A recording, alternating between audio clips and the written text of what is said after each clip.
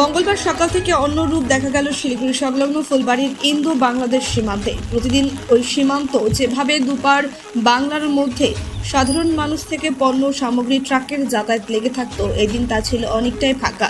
সীমান্তে এখন একটা থমথমে পরিবেশ, বন্ধ বেশিরভাগ দোকানপাট। তবে আতঙ্কের মধ্যেই ভারত ছেড়ে পরিবারের টানে বাংলাদেশে ফিরছেন অনেকে। ওপারের পরিস্থিতিটা যে ঠিক তা না জেনেই আতঙ্ক মাথায়। আপনার নাম? আপনার নাম? আমার নাম হামিদুর রহমান। কোথাকার বাসিন্দা আপনি? আমরা বাংলাদেশ দিনাজপুর সদরের বাসিন্দা। এখানে ভারতে কি জন্য এসেছিলেন? চিকিৎসা বাবুর জন্য, আমার বাচ্চার জন্য। আজকে ফিরে যাচ্ছেন। আজকে বেরিয়ে যাচ্ছে।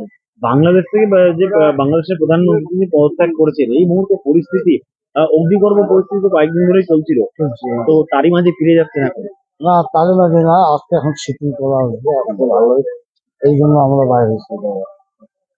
এখন কি পরিস্থিতি আছে